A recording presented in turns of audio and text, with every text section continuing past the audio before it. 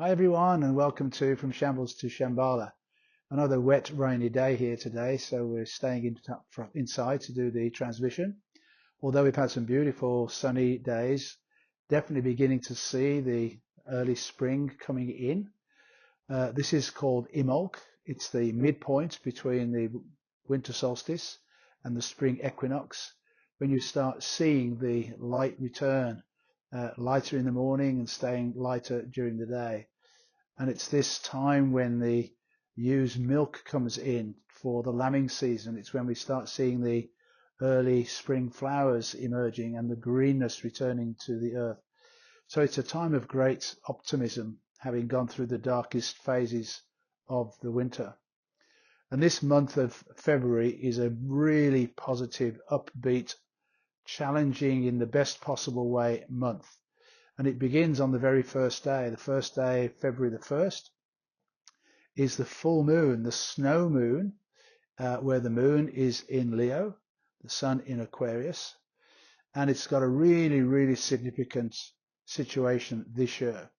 The two gene keys involved are the 19 and the 33. The sun will be in the 19, the moon in the 33.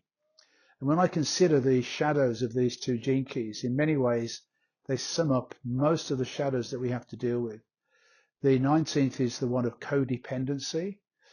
And when we get into a codependent relationship, when we're in that push me, pull you, that need, the clingy type relationship. And there is a triangle of trauma, so-called, of a perpetrator, victim, and rescuer. And when you put those three together, the perpetrator is the abuser of power. The victim is the victim of that abuse of power, and the rescuer comes in to save the victim. But actually, they're all involved in a codependent relationship together. They all have a certain need, which is a different need, and it's typical in a narcissistic type relationship, where the victim is this empathetic person, but gets stuck in the shadow of the perpetrator. And the rescuer comes in, but then the rescuer becomes part of the codependency as well. So many spiritual people have a tendency to be the savior, the rescuer. So we really need to make sure now that we create a clear boundary around what's ours and what's everybody else's, so we don't get trapped in that energy. Then the 33rd shadow is all about sanskaras. Sanskaras are the karmic loops that we go round and round again, time and time again, typically in our families of origin, in our primary relationships, our partners, our friends, where we get stuck in these old loops of patterns that are particularly unhelpful, dysfunctional. And so this is another really important aspect of the shadow that we now to release. So we've set ourselves free from these types of energies. The actual word of the shadow of the 33 is forgetting. We forget our true divine nature and get embroiled in these old patterns. So we're being asked to become mindful, which is the gift of that gene key, and step back and detach from those dramas and see them for what they are, because it's another trap. So the mindfulness of that gene key leads us into revelations, where we now start to see what's really going on here. It's where we have these aha moments of seeing through to the truth, the revelations.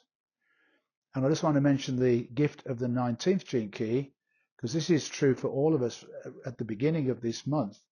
And that is the gift of synesthesia, when our senses cross over each other and we have these experiences, unusual experiences of sensing things in unusual ways, like tasting color, hearing flowers open, smelling fragrances which give us inside clues. And I had a session recently with a woman who said that she could smell the spiritual essence of the people around her.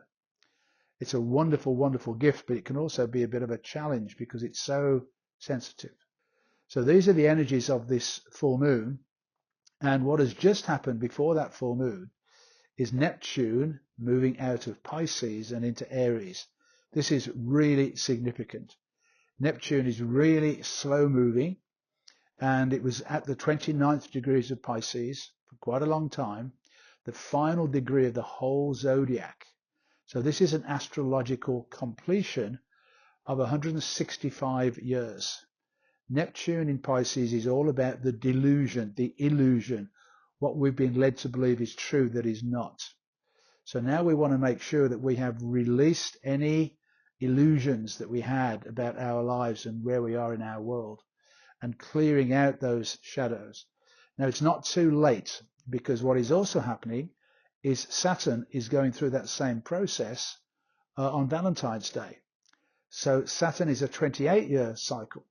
So Saturn is also now at that 29th degree of Pisces and will shift into Aries on Valentine's Day.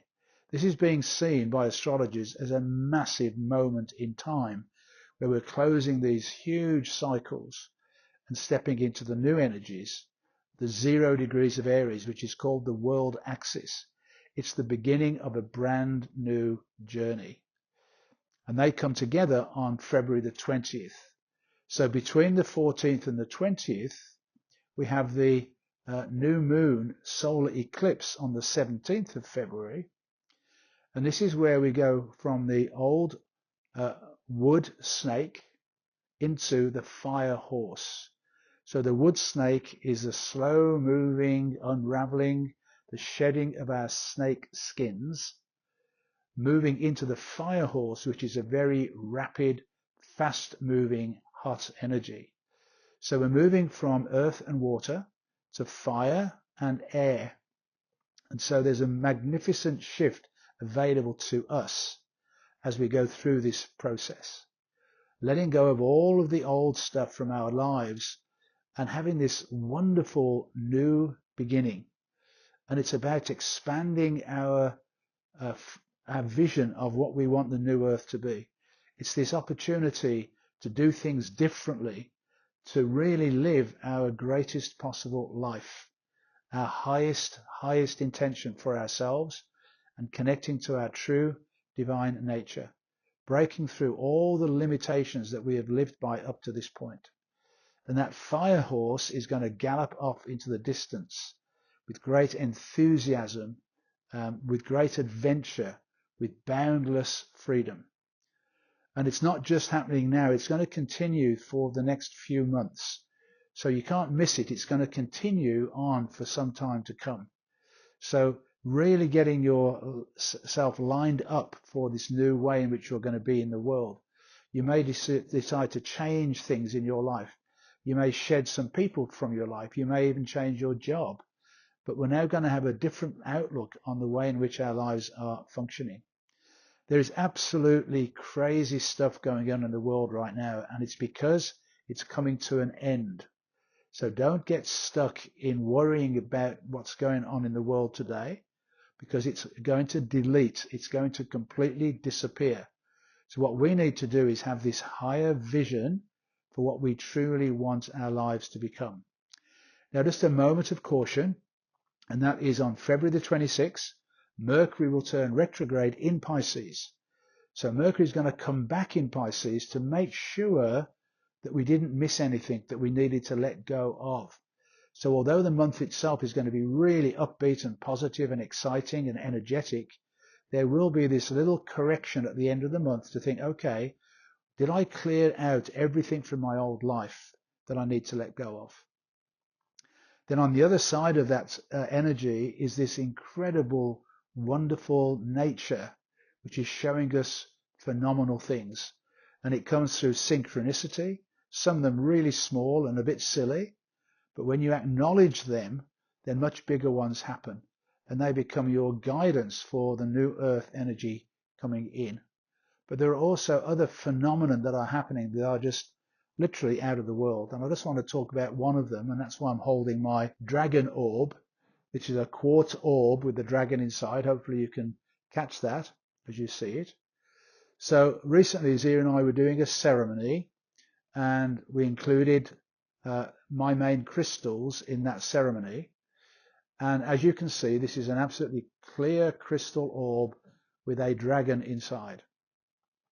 We did the ceremony, and at the end of the ceremony, I looked down, and this orb was completely orange. And I looked at it and thought, how can that be orange? How can it be that color? And the whole sphere was that color. Now, I could have used my scientific background and tried to work out how it was orange, but instead I looked at it and I was just standing there in awe and wonder of this event that had somehow been created. And it was just one of these wonderful moments where you drop into this awe and wonder, recognizing that spirit is guiding this process for us, that nature is in charge of what's going on the earth. And what we need to do is to fully acknowledge and note these wonderful opportunities and events to prove to us that this is going to end up incredibly well. So this is going to be like the first month of a whole new era with a fresh new start, a new beginning, stretching the canvas wide for you to go full on, really following your own true divine purpose and bringing it out into the world in your highest expression as we come together in support at this incredibly powerful time on the planet. So I hope you have a great month and look forward to meeting up with you again in Pisces.